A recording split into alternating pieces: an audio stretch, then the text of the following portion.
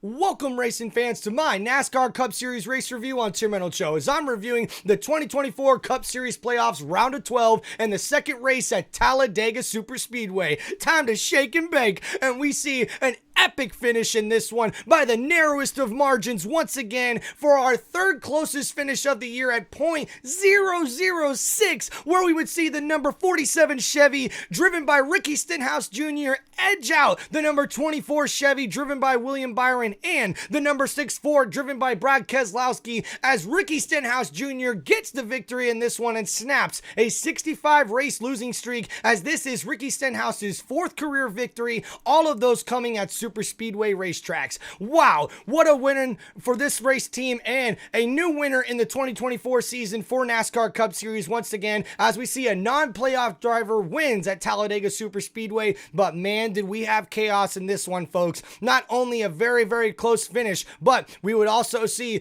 early on, just before the end of this race, we would see a huge 27 car crash that involved 8 of the NASCAR's 12 title contenders in the playoffs that literally wiped out almost everybody, man. It was the big one here at Talladega, and we're going to go through it all right here, guys, as we would see Stenhouse Jr. was able to get this victory here 3 wide at the finish, like I mentioned, over Brad Keselowski and William Byron, who was able to finish third place, and he's the only person to be able to lock himself in to the round of 8 in the next round of the 2024 Cup Series playoffs. So congratulations to William Byron and the number 24 Chevy team for Hendrick Motorsports as they move on in the next round, and it's for their good finish here. But man, Brad Keselowski was the one who actually caused the 27 car pileup that happened just a few laps ago, as we would see Cindric, the number 2 Ford, Austin Cindric, had the lead with 5 laps remaining in regulation, when Logano, 2 rows back,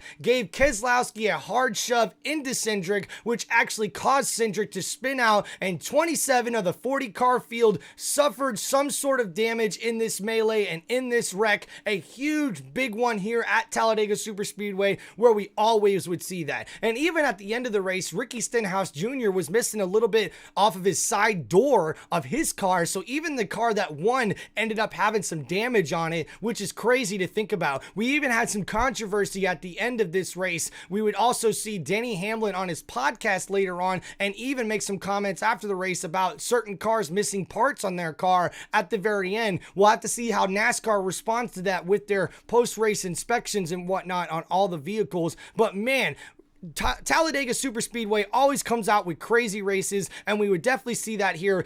After that 27 car pileup, we would see the car, pretty much the race, red flagged for a while for about 9 minutes after they cleaned up, and a total of 22 cars were damaged in that wreck. Brad Keselowski, though, ends up finishing second as he avoids major damage in that wreck after he was the one who pushed Austin Cindric after the big push from number 22 Ford Joey Logano that really caused the wreck. And we also see, like we mentioned, William Byron is the first one to clinch, but also very, very good finishes from Hendrick Motorsports teammates. Kyle Larson in the number 5 Chevy also finished 4th in this one, which is a very, very good victory for him. We also see another playoff driver, number 20 Toyota, driven by Christopher Bell, finishes 6th in this one. A very, very good finish for him as he's looking to advance to the next round of the playoffs, and a really, really good finish here at Talladega Superspeedway that came right down to the very end. One of the closest finishes you'll ever see at Talladega. But man, what a crazy race for the NASCAR Cup Series. But tough break for Ryan Blaney, the number 12 Ford, the former and defending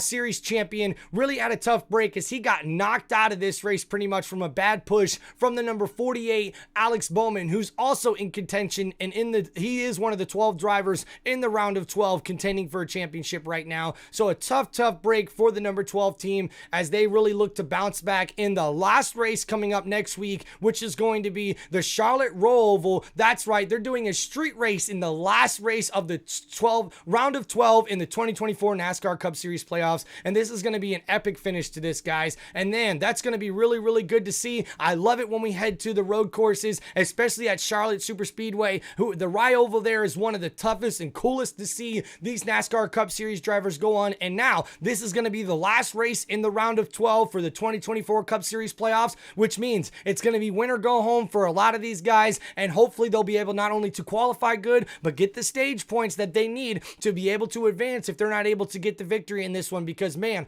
a lot of playoff drivers have not been able to win races thus far early on in these playoffs. And man, this has been your NASCAR Cup Series race review from Tim Reynolds Show. Make sure you guys like and subscribe to the channel, and if you made it to the end of this video, thank you so much. I appreciate you guys, appreciate you racing fans, and appreciate you NASCAR fans. Make sure you guys hit that like button, subscribe to the channel, share with your friends, and make sure you guys comment and let me know what you guys think of the show. Let me know what you guys think of this really cool race here at Talladega, and what you think and what you're looking forward to the street race there, the Rye Oval at Charlotte Superspeedway, coming up this upcoming weekend for the 2024 NASCAR Cup Series. Thank you guys so much. Make sure you like and subscribe, and peace out, everybody. Have a great day.